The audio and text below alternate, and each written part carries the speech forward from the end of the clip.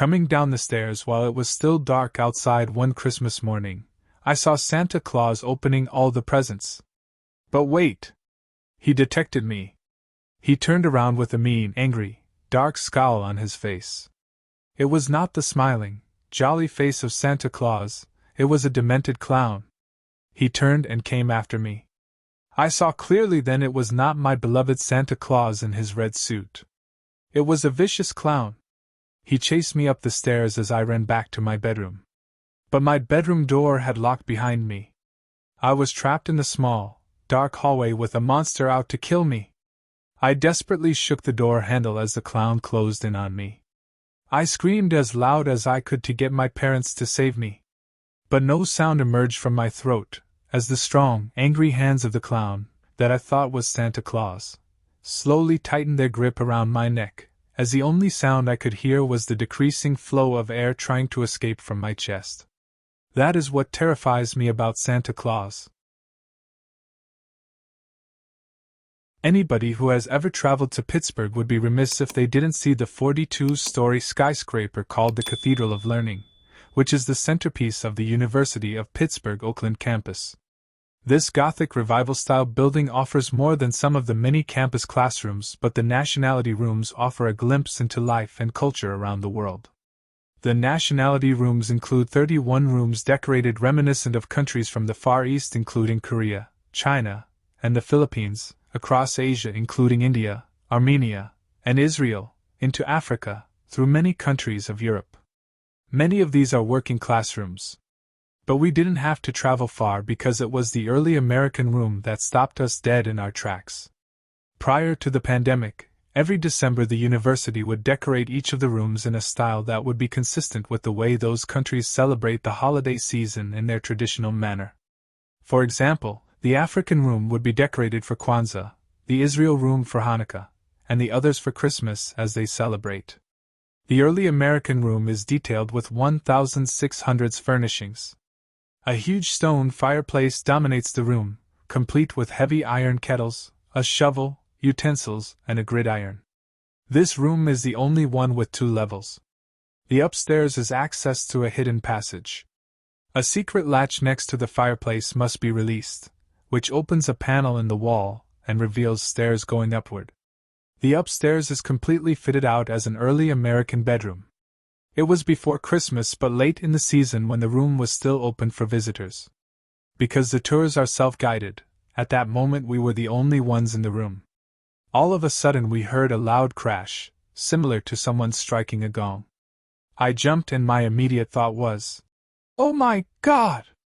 My autistic son must have whacked something. Thank God no one else was in the room." The sound must have resonated down the hall because in walked one of the staff. When she asked us what happened, I started to say that my autistic son must have hit one of the iron kettles. As I glanced at the doorway, I noticed that my son wasn't even in the room. He and my husband were probably 20 feet down the hallway and nowhere close to the gridiron or the kettles. Completely perplexed, I turned to her and said I had no idea what just happened. Without even hesitating, the woman turned and addressed an empty room, saying, "Martha, these people mean you no harm. They just want to see what an early American room would look like at Christmas." Because none of us was named Martha, we had no idea to whom she was talking. I was just relieved we didn't cause the commotion. When we got home that evening, we researched the early American room and learned exactly who Martha was. Apparently, the strange occurrences in that room began almost 30 years earlier. The director of the nationality rooms was Maxine Bruns, serving since 1965. She donated quite a few of her personal belongings to the university, and with them came the resident ghost. One day Mrs. Bruns decided to go into the early American room. She felt around the fireplace until she located the secret latch. When she pulled it, the secret panel swung open and she ascended the stairs to the bedroom. In the bedroom, there is an antique 4-poster rope bed with a pretty red and green hand-stitched quilt. To the right of the bed is a small cradle. Mrs. Bruns believes that one of the entities that inhabit this space is that of her grandmother Martha Jane Poe, who began to haunt the space when Bruns donated her grandmother's items to decorate the space. Witnesses have seen the cradle begin rocking on its own. With regards to the bed, the quilt that covers it is an 1878 wedding quilt that used to adorn the bed of Whiteman Worthington McDaniels and Martha Poe in the early years of their marriage. One day while tidying up the bedroom, custodian John Carter noticed that the quilt was rumpled. He smoothed it out and turned to go only to hear a whoosh sound behind him. He turned around and saw that the quilt had been pulled down and the pillow had an imprint of a head on it. In the mid-90s, the entire tour group reported smelling fresh bread baking in the fireplace, which hasn't been used since the 1940s. Others have reported suddenly seeing candles light on their own. One woman even reported seeing a woman with her hair pulled back while wearing an apron. With all these paranormal stories surrounding this room, several years ago Mrs. Bruns decided to spend the night in a sleeping bag at the foot of the bed. Upon settling in for the night, she called out, "I'm here, Grandma. I'm all alone now if you want to contact me." Just as she was drifting off to sleep, Bruns heard the swish of the material above her 2 times. Then, something crashed onto the floor near her head. Finally, she mustered the courage to turn on her flashlight. She found that the quilt had been pulled back and a water bottle that she placed in her overnight bag had somehow fallen to the floor. Mrs. Bruns called out, "Grandma, you can have this damn room." She quickly packed up and went home. The University of Pittsburgh no longer allows visitors to enter the early American room. There is a clear doorway where you can peer into the room. Is this because of Martha? I'm guessing yes. This happened when I was only 5 years old. It was Christmas Eve night, meaning I guess it was technically Christmas, and I had awoken at probably 3 a.m. or something. I walked downstairs to the living room out of my little boy curiosity to see if Santa had delivered any presents yet. The tree was full of presents underneath already. I was so happy, Santa had come. But what was this? There was someone in the kitchen going through the fridge. I remember stepping into the kitchen and seeing a really tall man going through the fridge, chugging a milk carton. When he spotted me, he put the carton back in the fridge and shut the door. He then put his fingers on his lips to tell me to be quiet. Are you Santa?" I asked him. "Yes, I am," he told me quietly. He walked past me, patted me on the head, and stepped into the living room next to the tree. I don't know what I was thinking, even at 5 years old. He wasn't wearing anything even resembling Santa. He looked around at all the gifts. I thanked him for all the presents as he began picking up the bigger boxes. I remember being confused, and I'm pretty sure I asked him why he was doing what he was doing, but I don't remember exactly what he said. I believe it was along the lines of, "I'm just replacing the gifts with better ones in my sled." I believed whatever he said, though. He walked out the back door with 3 boxes, came back momentarily to grab more, then left again. He came back in, patted me on the back, and told me not to tell my parents I saw him.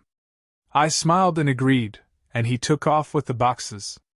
I waited for him to come back with the replacement girls, but he never did. I eventually went up to tell my parents, despite what he said. When my parents realized I wasn't joking, they sat up in shock and fear and ran past me downstairs. When they saw half the presents were gone and the back door was left wide open, my mom screamed like a deranged person. I remember my parents were practically scolding me, demanding for me to describe the person who entered our house. Of course, being 5 years old, the description I gave was anything but useful. All I probably told them was he was tall. It was on a cold and wintry Christmas Eve that I found myself drawn to the enigmatic Raynham Hall, its ancient halls cloaked in an eerie silence. The air held a peculiar stillness, as if the spirits of the past were preparing for a spectral celebration of their own. Intrigued by the tales of the Brown Lady, I ventured into the heart of the mansion, hoping to uncover the mysteries that had haunted the estate for centuries. As I explored the dimly lit corridors, adorned with remnants of festive decorations from bygone eras, I couldn't help but feel a sense of melancholy mingling with the holiday cheer. The grandeur of the hall, once adorned with laughter and revelry, now echoed with the ghostly whispers of a tragic love story. Reaching the central stairwell, I recalled the chilling photograph taken by the country life photographer, a haunting reminder of the spectral presence that had become synonymous with Raynham Hall. With my camera in hand, I sought to capture the essence of the brown lady against the backdrop of the holiday season, a time when joy and sorrow often intertwine. As I snapped the photograph, a hazy silhouette emerged, bathed in the soft glow of flickering candlelight. The figure in the tattered brown dress seemed to resonate with the somber spirit of Christmas past. It was as if the brown lady herself yearned for the festive celebrations that had long been forgotten within the cold, stone walls. Continuing my exploration, I stumbled upon a room that seemed frozen in time, a forgotten tableau of Christmas festivities from centuries past. Tattered remnants of holiday decorations adorned the room, creating an eerie contrast to the ghostly aura that permeated the air. It was here that I felt a sudden drop in temperature, and the unmistakable presence of the brown lady materialized before me. Dressed in her ethereal brown gown, she seemed to sway to an unseen melody, a spectral dance from a bygone era. The air filled with a bittersweet melody, as if the very essence of Christmas past had come alive in the form of a ghostly apparition. I couldn't help but sense a longing in her empty gaze, a yearning for the joyous celebrations she had been denied in life. Hey there! I'm new but putting my all into sharing real horror stories. Your support is my motivation. Please like, share, and subscribe to my channel. Your comments mean the world to me. Let's make this journey together. In the historic town of Williamsburg, Virginia, where winter winds painted the landscape with a frosty touch, my sisters and I grew up in a household that adhered to traditions reminiscent of a bygone era. The colonial-styled homes, adorned with twinkling lights and wreaths, whispered tales of Christmases past. However, our family's customs deviated from the joyous celebrations typically associated with the season. Children were expected to be seen and not heard, laughter replaced by hushed tones, and the spirit of play confined to whispered conversations between my sisters and me. Our mother, the seamstress of our world, crafted dresses in hues of every color, except for the pristine white reserved for my day, a mysterious phrase she refused to elaborate on. As the holiday season approached, the air filled with a palpable tension. Our father, a stern figure softened only by the glow of the fireplace, held a position of authority. His arrival home from work marked the beginning of an intricate dance, my mother presenting him with a drink, slipping off his shoes, and massaging his tired feet, all under the watchful eyes of the seasonal decorations. Our roles were defined, our tasks assigned.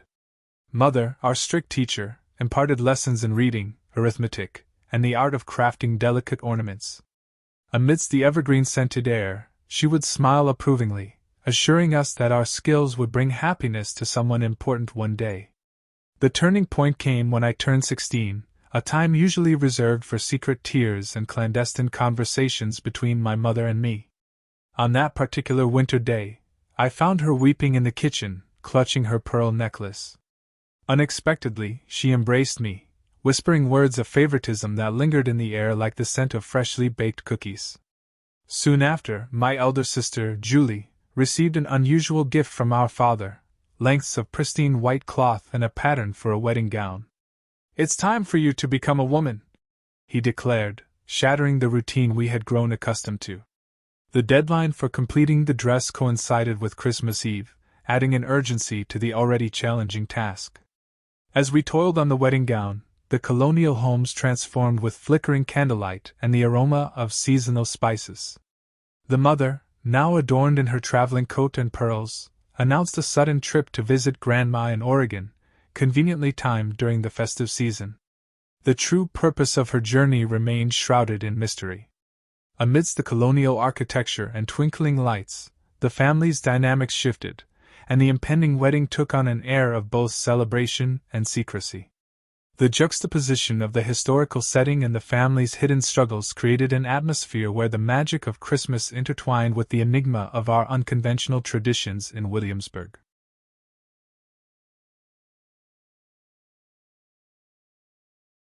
Last time I had a psychotic breakdown in public, I met this chick on the train. For some reason, she came up to me because she was, instantly intrigued and started talking to me nonstop. It was Christmas Eve and I was drunk on my way home from the work Christmas party. I nearly got into a fight and got thrown off one train, So I was waiting for another one, and she saw everything, and instantly started talking rapid fire to me. I love people who talk a lot. She had Dutch braids and bleached blonde hair, and she was covered in stick and poke tattoos. And a couple of self-harm scars, but I pretended not to notice those. We just hopped between trains for several hours, shooting the shit, talking, flirting. I gave her some of my whiskey, and it officially became a date, I guess. She said she had a boyfriend, but she was seriously giving me kissy vibes, trying to touch up to me on the train and all that. Plus, she only mentioned her boyfriend disparagingly. Also, she kept saying, "I get so horny when I drink."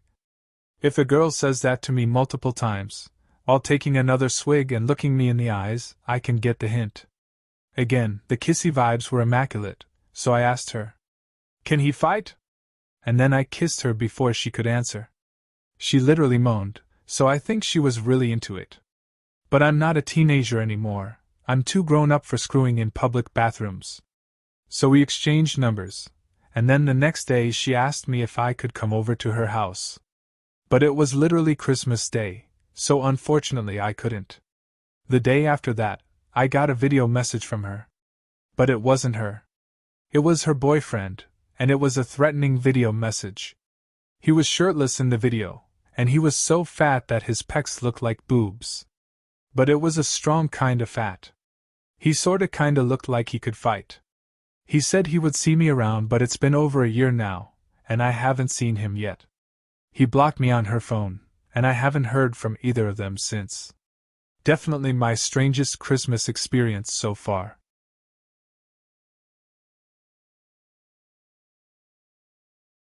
In the quiet town of Bethlehem, nestled under a blanket of snow during the Christmas season, my wife and I awoke to an unimaginable nightmare. Disoriented and disheveled, we found ourselves suspended in a cage, our clothes tattered, but our bodies miraculously unharmed. The cage hung in an otherworldly landscape of jagged rocks, a desolate and featureless expanse populated by both people and twisted, nightmarish entities. This, we soon realized, was our own horrifying version of hell. As rationality slowly gave way to the stark reality of our surroundings, we cried out for help, screamed in desperation, and eventually moved past the well of emotions that threatened to consume us.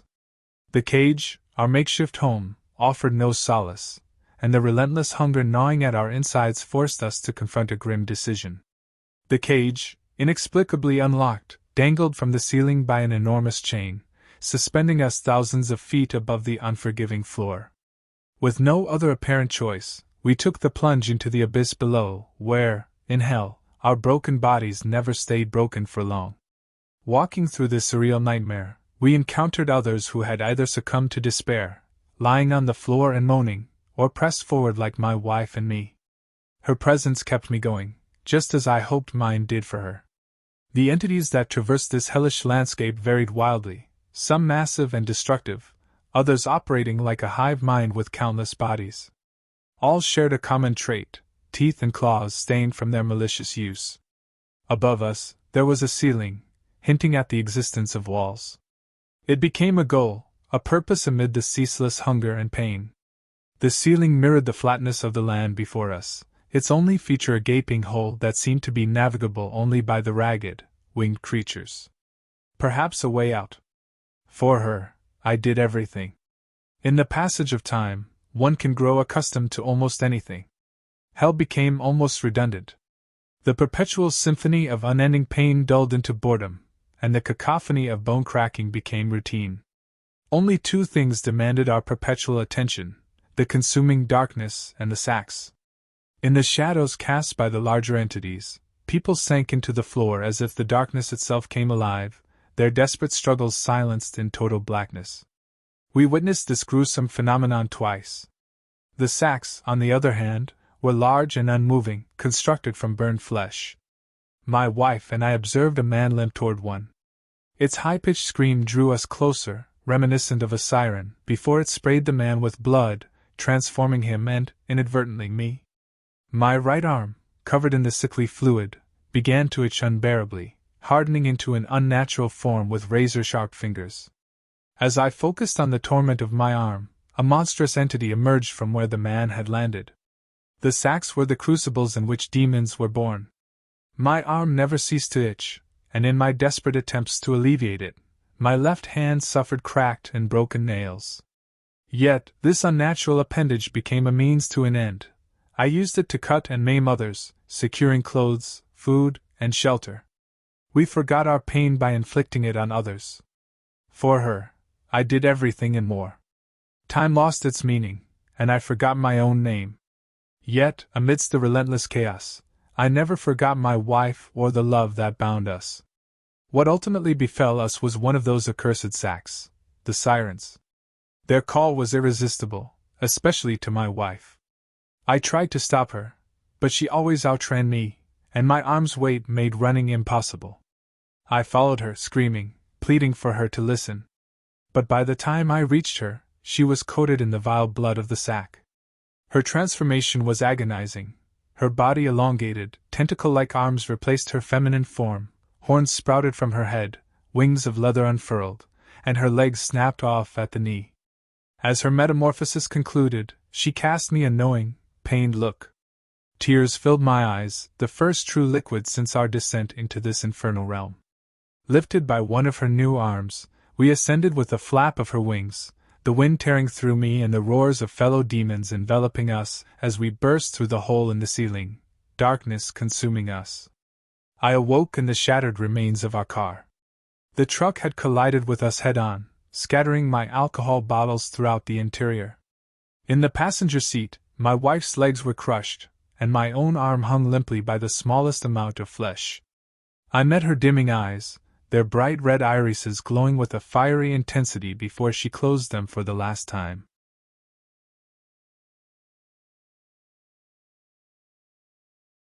In the early 2000s, our family moved into a charming house dating back to the late 19th century, nestled in a small town known for its festive Christmas spirit. A few months into our stay, our daughter, the eldest of our 3 kids, had a habit of running up the curving staircase and disappearing into her bedroom. One day, after seeing her dart up the stairs, I decided to surprise her by bursting into her room with a playful roar, only to find it empty.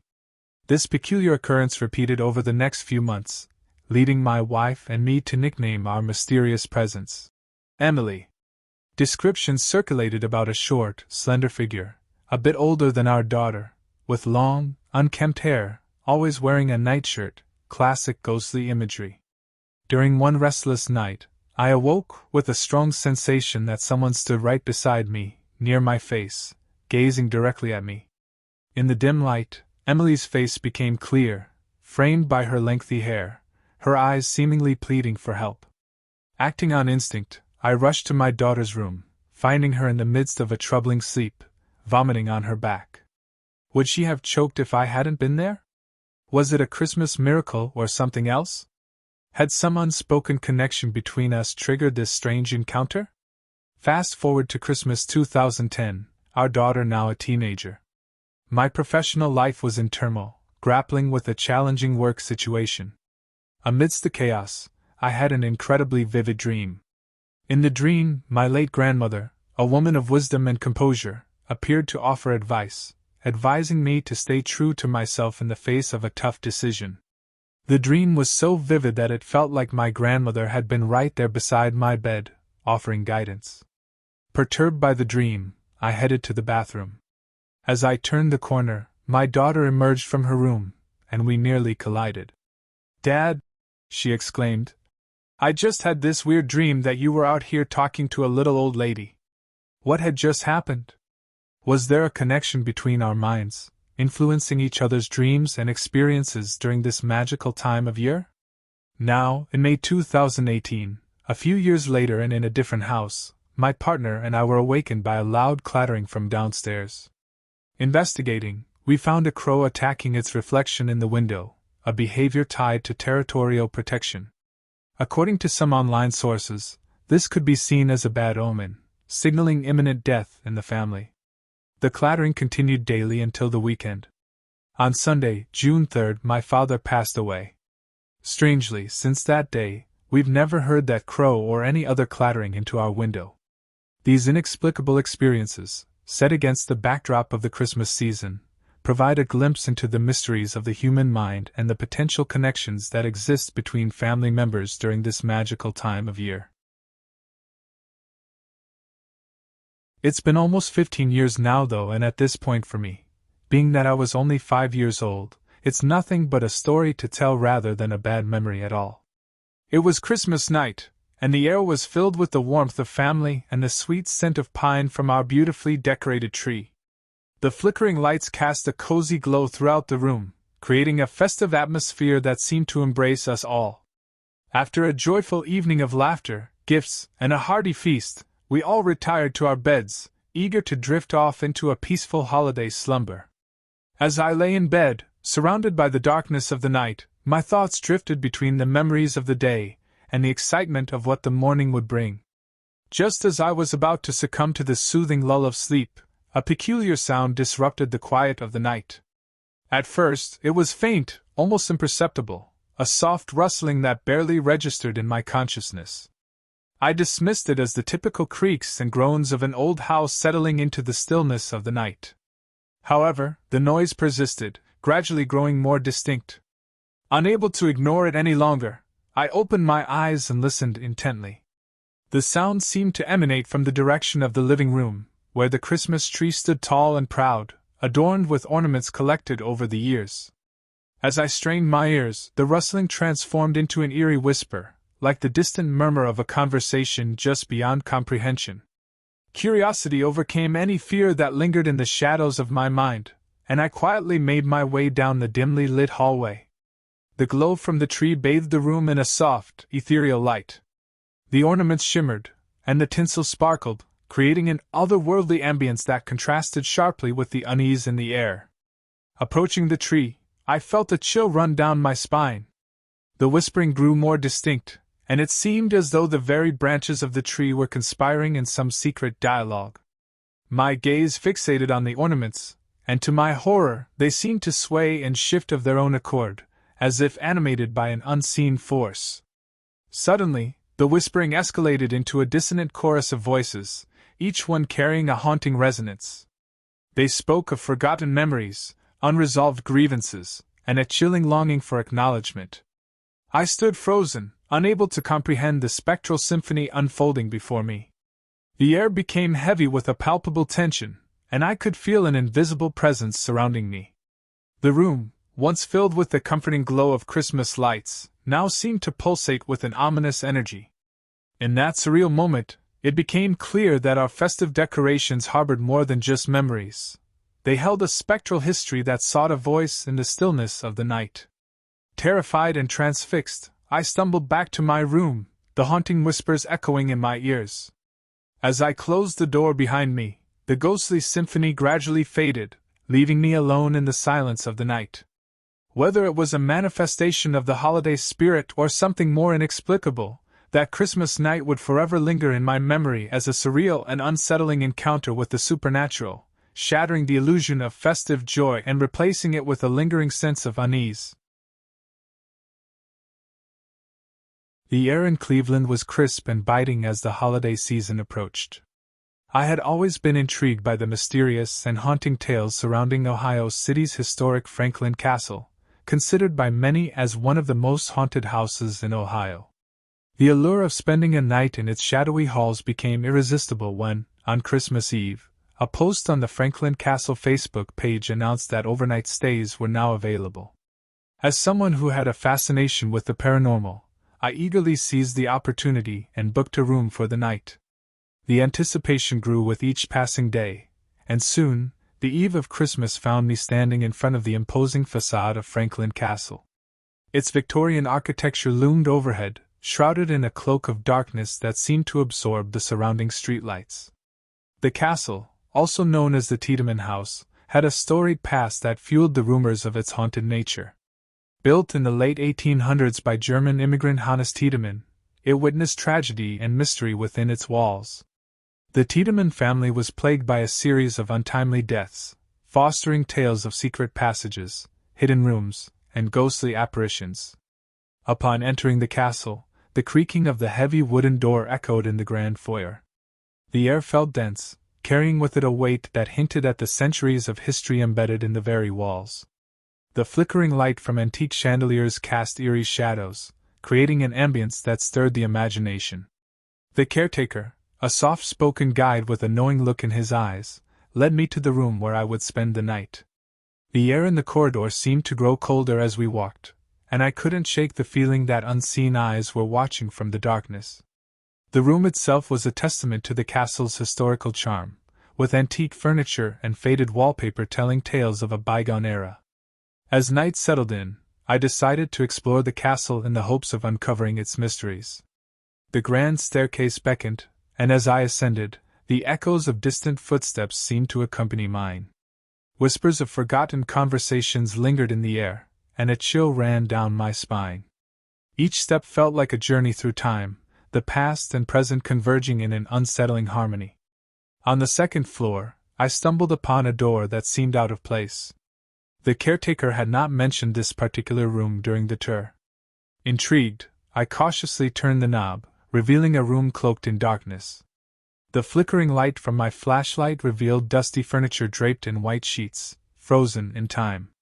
As I explored further, a sudden drop in temperature made my breath visible in the frigid air. A faint, ethereal whisper danced on the edges of my perception. The room seemed to come alive with a spectral energy, and shadows moved in a macabre dance that defied explanation. A shiver ran down my spine as I felt a presence, an invisible force that lingered in the room. The air became charged with an otherworldly intensity, and I could almost feel the weight of the unresolved stories that clung to the walls. It was as if the spirits of the past sought acknowledgement, their lingering energy manifesting in the mysterious room. In the silence that followed, the distant sound of footsteps echoed once again, this time growing louder and more distinct. Panic set in as I realized I was not alone. The unseen presence seemed to draw closer, and the air crackled with an unsettling energy. Unable to shake the feeling of being watched, I retreated from the mysterious room, closing the door behind me. The castle, once silent, now seemed to hum with an eerie energy that resonated through its very foundations. As I returned to my room, the weight of the experience lingered. Sleep eluded me, and the hours of the night dragged on. From the safety of my bed, I could still hear the echoes of footsteps and distant whispers, as if the castle itself was alive with a spectral symphony. With the first light of dawn, I left Franklin Castle, haunted not only by its rumored tales but by the inexplicable events of that Christmas night. I had a ghost experience in 1998 when I was an 8th grader. My mother was a middle school teacher in Dallas, Texas, and I joined with her school's 2-week Europe trip, Eurotour, during the spring break, March. It was fast-paced. We would wake up very early in the morning daily, getting on bus, and always moving. One night, we were staying at a yellow hotel in Switzerland. Not sure which city, Zurich maybe? I was roommate with about 4 other students. 2 of them were sleeping on cots, and 1 was sleeping on a couch. One guy and I were sharing a queen bed. That hotel room has about 4 tall windows, and porch lights outside were making anything inside visible but bluish. At that night, somebody shook my shoulder to wake me up. Shook me physically awaken. I looked up and saw a black figure standing by me, inches away, like a shadow. He was tilting his head both ways, looking back at me. I couldn't see his eyes or any feature, just a figure of that person. Seemed like he realized that I could see him, and he just wavered, disappeared right before my eyes.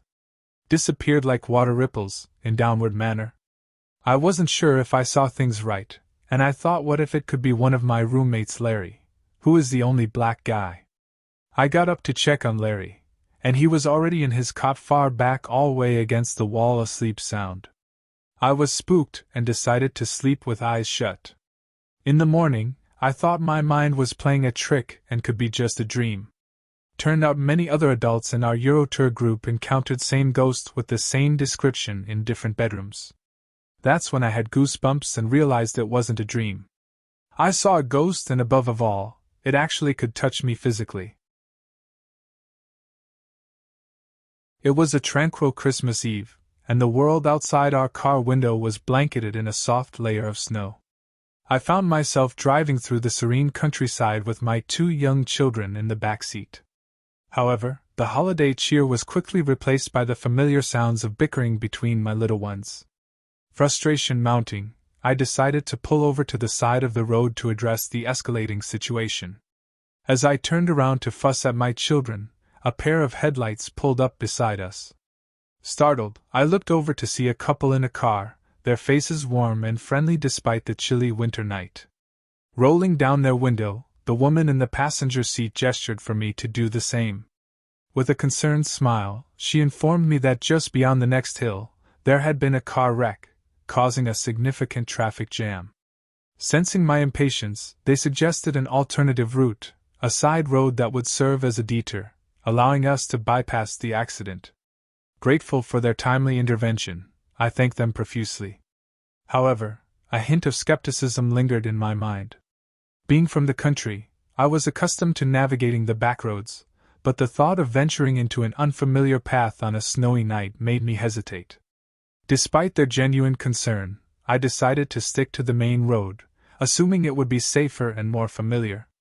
As I continued on the main road, passing by the entrance to the suggested detour, I stole a glance to my right. To my surprise, the couple had pulled over, and both had stepped out of their car. In the dim light, surrounded by the silent woods, they seemed like mysterious figures, almost surreal in their appearance.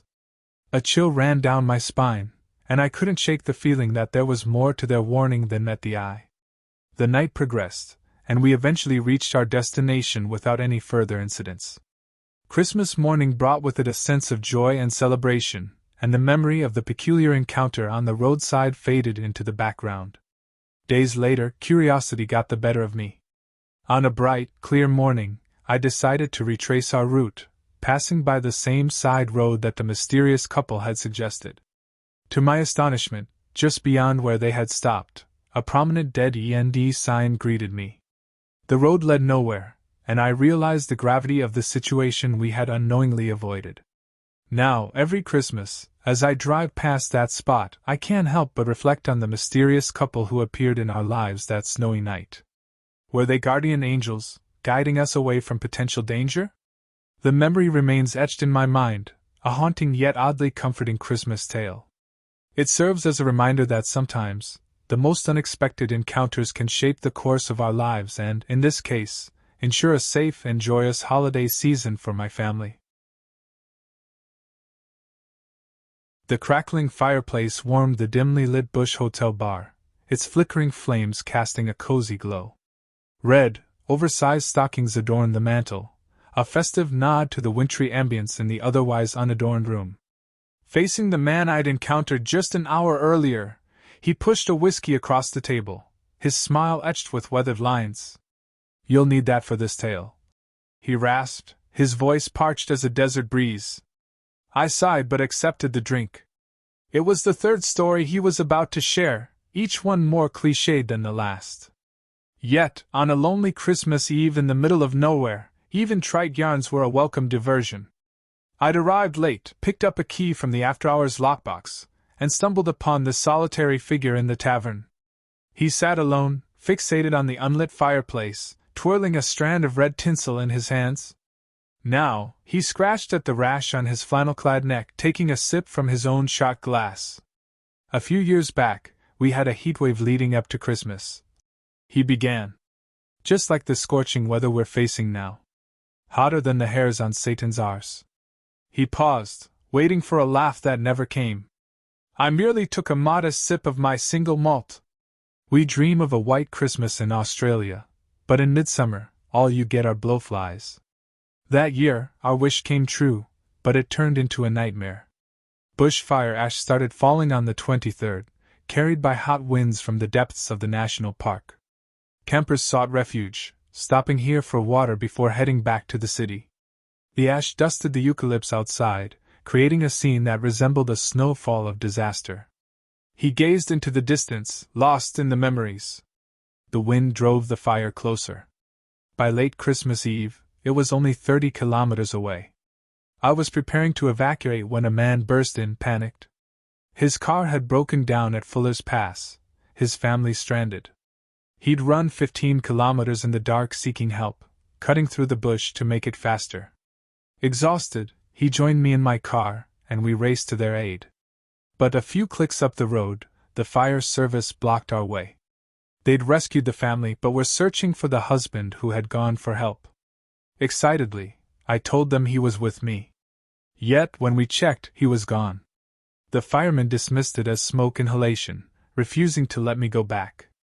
I had to sit with that family, haunted by the thought that we left their husband behind. The man emptied his glass, refilling it, then turned back to me, scratching the persistent rash on his neck. They found his charred body days later, after taming the fire. He couldn't have reached the hotel. He got halfway through the bush before the flames consumed him. They figured he'd only left the car minutes before the fire crew arrived. Silence hung between us. I mustered a forced grin. You had me going there, mate. Good story, though. He stared back, deadpan, refusing to break the facade. The real horror began after that, he said.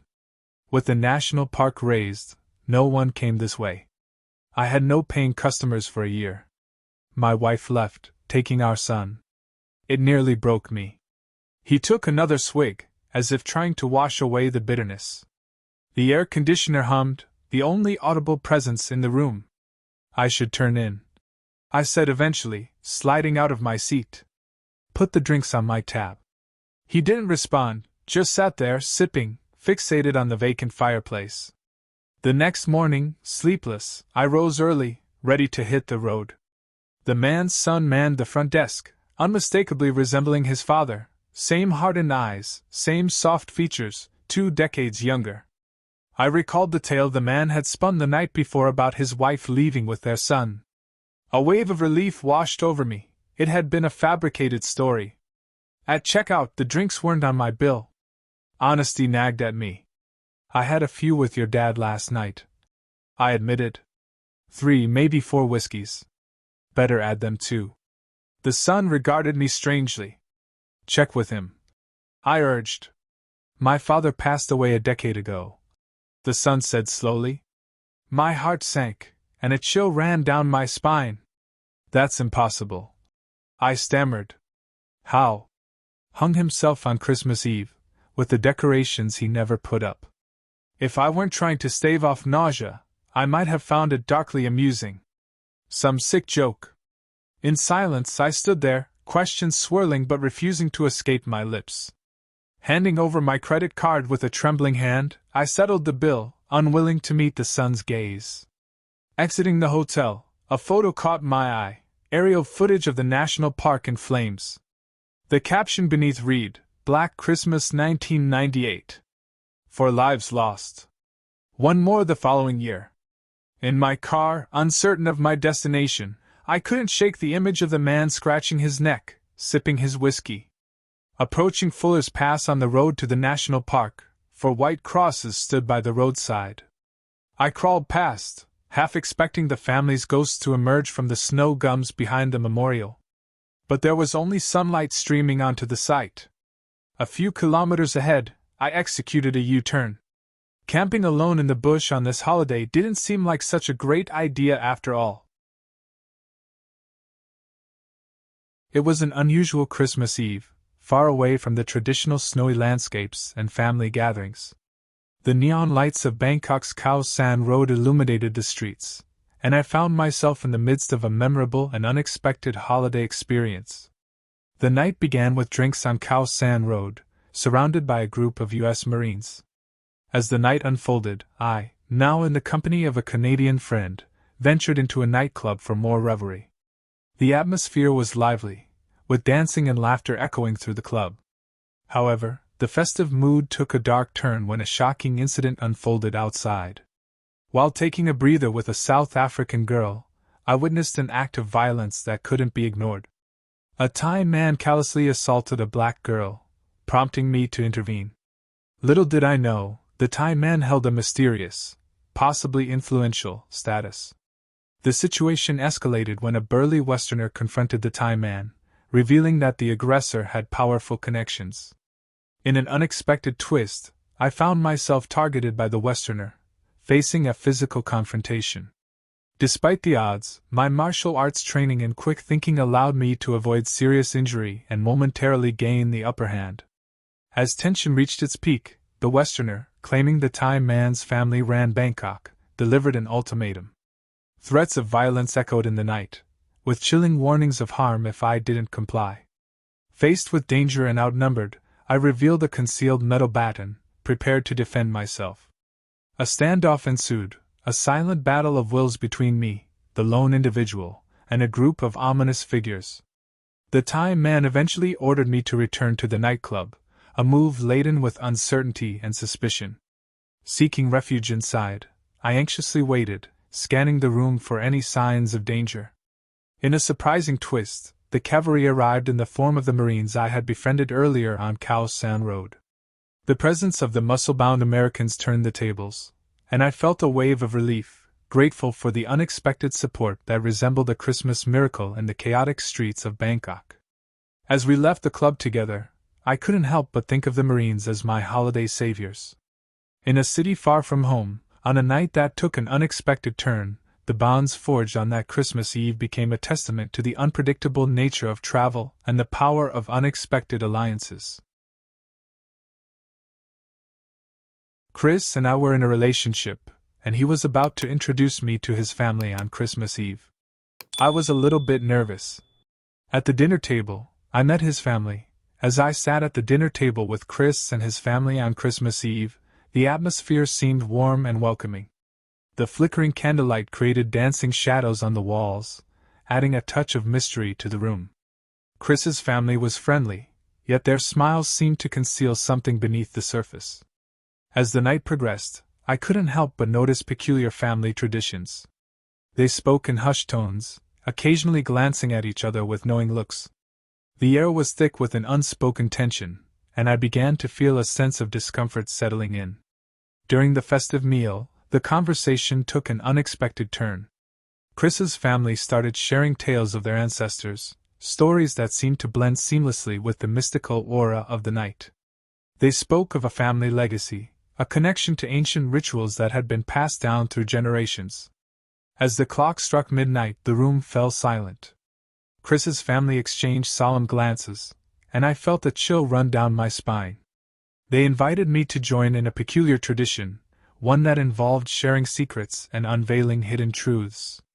Reluctantly, I participated, revealing a personal secret that had been buried deep within. To my surprise, Chris's family responded with nods of approval, as if they had been expecting my revelation all along. The room seemed to pulse with an otherworldly energy, and I began to question the nature of the connection between Chris's family and the supernatural. The night wore on, and as I delved deeper into the family's history, I discovered tales of mysterious powers and encounters with the unknown. They spoke of a pact made long ago, binding them to a spectral realm that intertwined with the fabric of their lives. As the clock struck 3, the room took on an ethereal glow, and I realized that Chris's family was not entirely of this world.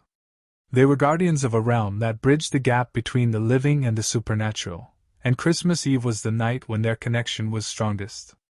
In a surreal twist, Chris's family revealed that they had chosen me to become a part of their lineage, binding my fate to theirs on this enchanted Christmas Eve. The once nervous anticipation turned into a mixture of awe and trepidation as I contemplated the mysterious path that lay ahead. As the night concluded, I found myself drawn into a world where the boundaries between reality and the supernatural blurred. The warmth of Christmas lights now carried an otherworldly glow, and I became a participant in a family legacy that transcended the ordinary. Thus began my journey into the unknown, as I embraced the eerie enchantment that permeated Chris's family, and the spectral realm that awaited beyond the veil of the mundane. 21 years have passed since it all unfolded. My daughter, Sarah, is now 18, and we are on the brink of celebrating this Christmas Eve with Sarah's boyfriend, Ryan. As a 12-year-old, my family moved to a newly built council house in the west of Ireland just before Christmas. Our new home was adjacent to an ancient graveyard with graves dating back to the 1350s and 1470s. The holiday season, meant to be filled with joy and warmth, soon took an unexpected turn into a chilling tale. Intrigued by a friend's fascination with Ouija boards, I decided to explore the mysterious world they promised. We played with the board in my room and the wooden shed in our back garden. Initially, nothing extraordinary occurred, but soon after, strange and eerie incidents began to unfold. My bedroom, situated right above the living room, turned into an icebox, with visible breath even on the warmest days. Downstairs, we'd hear unexplained crashes, rolling sounds, and dragging noises. The air echoed with the laughter of invisible children, and I started hearing voices, whispers from different directions, each saying something incomprehensible. The corner of my room harbored a blood-like liquid that defied all attempts to be cleansed. It would persistently reappear, seeping down from the ceiling. As the strange occurrences intensified, so did the toll on my mental health. The oppressive atmosphere seemed to center around me, my room, and the ominous wooden shed in the back garden. The shed, particularly at night, emanated an evil presence that triggered my fight-or-flight response every time darkness fell. Smoking cigarettes there became an ordeal, a constant feeling of being watched lingering in the air. Even the television downstairs played a part in this eerie narrative, turning itself on in the dead of night with the volume blaring on a static channel. My stepfather's nightly ritual of turning off every switch meant the TV's activation was beyond explanation. The house's energy turned malevolent, and my life took a dark downturn. Recurring dreams of a dark entity pulling me magnetically, as I desperately tried to escape, haunted my nights. Eventually, we moved out, leaving behind the haunting memories of that Christmas season in the west of Ireland. To this day, the nightmares persist, a chilling reminder of the unsettling events that unfolded during that unforgettable Christmas in our haunted home. During a cozy Christmas evening spent watching TV in the lounge with my husband, our home echoed with an almighty crash, sparking an investigation into the unexplained. The mystery led me to the bathroom, where an inexplicable sight awaited. Every item from the windowsill, including a tea light holder, soap dish, toothpaste, tumbler, and reading glasses, had formed a perfect stack in the sink, a peculiar display reminiscent of childlike play. Intrigued and somewhat perplexed, I rushed downstairs to share my discovery with my husband. As I entered the room, the floor lamp flickered to life on its own, adding another layer of mystery to the evening. This incident, however, was just one thread in the tapestry of inexplicable occurrences that had become part of my life. Jewelry vanished only to reappear in improbable locations, and even a tight-fitting ring disappeared from my finger overnight. A night of candlelit relaxation turned surreal when two pillars extinguished themselves without any logical explanation. The paranormal presence in my home continued, with footsteps, mysterious shadows, and the occasional sound of loved ones calling out, a phenomenon that often foreshadowed events like unexpected visitors or phone calls. Since my father's passing, the frequency of these occurrences has increased. Far from feeling fear, I've grown accustomed to sharing my space with these unexplained phenomena. Humor, a trait many departed family members shared, often permeates these experiences, reinforcing my belief that they are messages from the spirit world. Interestingly, the holidays take on a unique significance in this realm. The spirit world's connection with Christmas becomes evident through these incidents, as if our festive season provides a bridge between our world and theirs. The unexplained happenings intensify during this time, perhaps reflecting the timeless nature of the spirit realm. Despite encounters with skeptics citing religious beliefs, my conviction remains unwavering. I reject the notion that these occurrences are sinister trickeries of malevolent entities posing as our loved ones. Instead, my experiences reaffirm that the spirit world is a realm of love and guidance. As Christmas approaches, the spirits seem to draw closer, enhancing the festive atmosphere with their inexplicable presence. In the quiet moments when the supernatural seems to fade, I find myself missing the activity. And so, during the holiday season, I invite their company, confident that time in the spirit world aligns differently, running parallel to our own earthly existence. This holiday connection, marked by unexplained events and spirit visitations, reinforces my belief in a harmonious coexistence between our world and the mysterious dimensions beyond. Hey there! I'm new but putting my all into sharing real horror stories. Your support is my motivation. Please like, share, and subscribe to my channel. Your comments mean the world to me. Let's make this journey together. During a challenging period of my life, I found myself homeless on a California beach. The memories of those nights still linger, especially one quiet evening when exhaustion from collecting cans half the day led me to drift off to sleep with my head on my backpack. The beach, usually serene, carried an air of solitude. Around midnight, a disturbing hissing sound abruptly interrupted my restless sleep. Panic set in as my mind raced through the possibilities. Was it a snake, a rabid dog, or some feral creature lurking in the darkness? Terrified, I cautiously opened my eyes, only to find a large man standing perilously close, urinating in the embers of the fire ring I had created to keep warm from the feeble flames. The shock of the situation paralyzed me momentarily. The misty beach night added a surreal quality to the scene, amplifying the fear I felt. Gathering my courage, I mustered a yell, and the large intruder slinked off into the obscurity of the beach night. The encounter left me horrified, a vulnerable soul grappling with the challenges of homelessness, suddenly confronted by the intrusion of a stranger in the dead of night. The unsettling nature of the incident persisted, casting a shadow over my already difficult circumstances. As I reflect on that disconcerting night, I find a poignant connection to Christmas. The holiday season, typically associated with warmth, family, and joy, can also be a stark reminder of the struggles many face. During that Christmas season on the beach, I found myself seeking refuge in the remnants of a fire, hoping for a glimmer of warmth and a respite from the harsh reality of homelessness. The contrast between the holiday spirit and the stark challenges of my situation became a poignant chapter in my journey. In those moments, I, the displaced wanderer on the California beach, sought solace amidst the cold sands and misty air, holding on to the flickering embers of hope that somehow, things would get better. The eerie encounter with the mysterious stranger became a haunting memory, forever intertwined with the complexities of life, survival, and the unyielding spirit that persists even in the face of adversity.